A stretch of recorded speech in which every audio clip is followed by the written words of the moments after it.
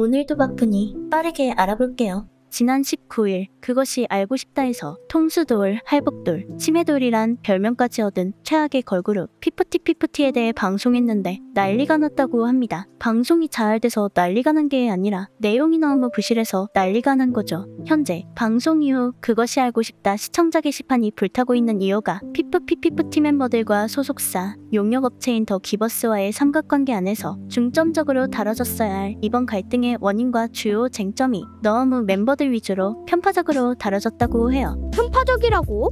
먼저 더 기버스 안성일 회사에 찾아가 만난 더 기버스 총괄이사인 백씨와의 인터뷰에선 소속사랑 아티스트 간의 분쟁인데 외부 세력과 가스라이팅, 가수 빼돌리기 등 이렇게 자극적인 말을 자꾸 쓰면서 시선을 다른 곳으로 돌린다는 인터뷰를 내보냈죠. 전웅준 대표가 말한 것들은 모두 확인된 엄밀한 피해 사실 내용들인데 그걸 자극적인 말로 치부해버린 백씨의 인터뷰에 대해 제대로 반박하는 내용을 올리지 않았습니다. 진실을 위해 최대한 객관적으로 들여다본다고 시작했는데 처음엔 어트랙트 측의 입장을 몇 가지 나열을 합니다. 어트랙트 컨텐츠 팀장이 나와서 언급한 멤버들이 보낸 내용 증명 이야기, 인수인계를 받을 때 더 기버스 측이 계정 삭제를 하고 넘겨준 이야기, 스웨덴 작곡가에게서 구매한 큐피드 저작권 지분에 관한 이야기를 좀 하다가 이제 안성일 쪽으로 넘어가는데 안성일을 만나러 찾아가자 거짓말이 아니라 만지기만 해도 이가 너무 아프다는 안성일. 원래부터 이가 안 좋았냐고 묻자 하필 오늘 아침부터 피가 계속 났다고 합니다.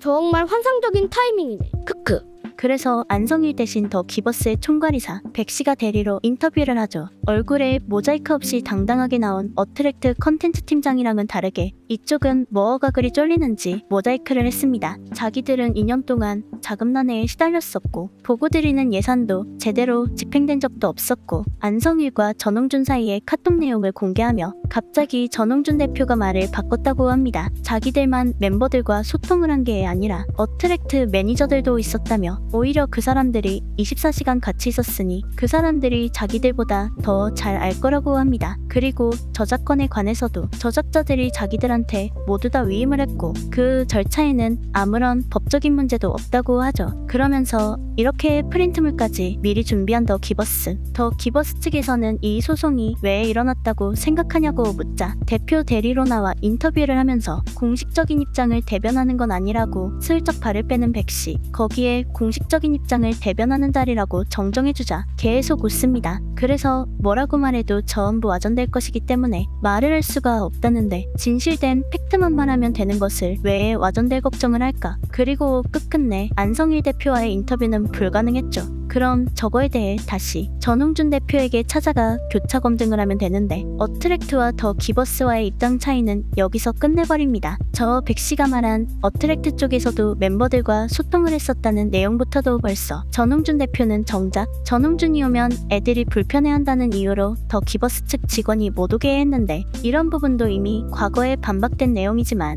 그것이 알고 싶다 제작진은 언급하지 않았습니다. 저런 것들은 단순한 입장 차이가 아니라 기다리고 있는 법원에서의 판결에 영향을 끼칠 수 있는 중요한 사안인데 갑자기 피프티피프티 멤버들의 모습을 보여주며 뜬금없는 남성 팬 하나가 등장합니다. 소속사 전웅준 대표가 국민 대표 이렇게 불리고 있던데 국민 아빠처럼 사실 그런 사람이 아니라고 생각하거든요. 데뷔를 하고 나서 어떤 마케팅을 했을까? 아무것도 한 게 없어요. 이렇게 큐피드를 틱톡 바이럴로 띄워 기적의 중소돌이란 별명을 만들어낸 전웅준 대표를 80억을 썼는데도 마케팅도 못했다며 전웅준을 까고 그러곤 피프티피프티 멤버가 여론에 두드려 맞을 때 전혀 안 도와줬다며 안성일도 깝니다. 본격적으로 전웅준과 안성일의 구도로 만들어가는데 피프티피프티 측 소송 대리인의 인터뷰도 따고 먼 문화평론가 인터뷰도 따고 전직 아이돌 가수 인터뷰도 따다가 이제 슬금슬금 피프티피프티의 가족 인터뷰로 넘어가요. 말씀은 돌아와라고 하면서도 모든 여론을 이렇게 만들고 모든 사람들이 옥죄고 돌아오라고 얘기한다면서 그런 것들이 더 무서웠다고 합니다. 정선 쪽은 자기들한테 그렇게 중요한 문제가 아니다. 돈이고 뭐고 다 둘째치고 가수를 안 했으면 안 했지. 다시 돌아가고 싶진 않다고 했다는데 나 같으면 그럼 상표권 등록에 관련해서 왜 그렇게까지 쌩 난리를 쳤었냐고 물어볼 수도 있었을 것 같은데 묻지도 않죠. 그리고 뻔한 레파토리인 공황장애로 여러 번 발작이 있었다. 병원에서 실신했다가 산소호흡기로 깨어난 적도 있었다고 합니다. 그리고 소속사에 CCTV가 있었다는데 아니 CCTV가 없으면 보안은 누가 책임지지? 그리고 아이돌 숙소에 감시와 통제는 당연한 거 아닌가? 감시도 안 하고 통제도 안 하면 관리가 안 되겠죠. 거기다 멤버 부모들이 음식을 갖다 줬는데 반찬을 전부 거실에 던져버리고 멤버들에게 치우게 하는 등 모욕적인 짓을 했다고 하는데 이걸 보고 실시간 방송을 하던 유튜버에게 어트랙트 매니저 및 관계자가 저건 거짓이라고 지적했다고 해요. 저건 그냥 부모들의 일방적인 주장일 뿐이잖아. 그니까 정작 더 기버스와의 중요 쟁점들은 교차 검증을 안 하면서 멤버들 쪽의 허무맹랑한 주장과 관련해 인터뷰를 하려고 하자 전웅준 대표는 말을 아꼈는데 피프티 멤버가 계속 욕을 먹고 상처를 입는 게 신경이 쓰여 그 부분에 대한 인터뷰는 거절을 하는 겁니다. 그러면서 이제 해외 팬들이 보낸 팬레터를 모아서 보여주고 그걸 멤버들이 직접 피드백하는 모습으로 마무리를 하죠. 거기다 뉴진스와 블랙핑크, 방탄소년단까지 비교하며 사실상 암묵적으로 금기시되는 다른 아이돌들의 성과를 가져와 대놓고 비교하는 식으로 피프티 이야기를 하겠다고 무시무시한 아이돌 팬덤의 영린까지 건드렸죠. 한마디로 지금껏 나왔던 핵심적인 통수 정황들은 거의 안 짚고 표면적인 것만 수박 겉핥기식으로 언급하고 넘어간 겁니다. 그니깐 꼬올의 중립 지키겠다고 핵심적인 알맹이를 쏙 빼버린 것 같은데 오죽하면 타 방송국의 PD가 압박쳐서 이럴 거면 뭐하러 방송했냐는 식으로 극디를 박죠. 프로그램을 마무리하며 재량 있는 아티스트가 신뢰할 수 있는 제작사를 선택할 권리도 존중받아야 한다고 하는데 쟤들이 진짜 실력 있는 아티스트였으면 지인작의 SM 같은 대형 기획사에 들어갔지. 그리고 전속 계약은 폼인가? 이미 계약이 되어 있는데 무슨 선택할 권리를 말하는 걸까? 그니깐 진짜 이렇게까지 편파적으로 방송할 거면 왜 만들었을까?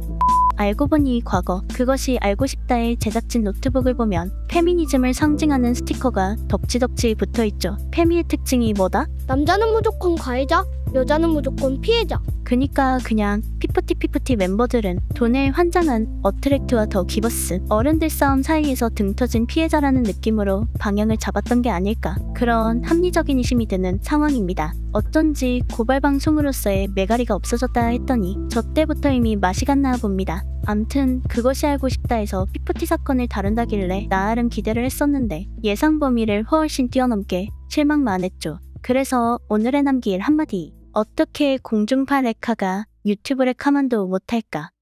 여러분 저희 TV 나와요.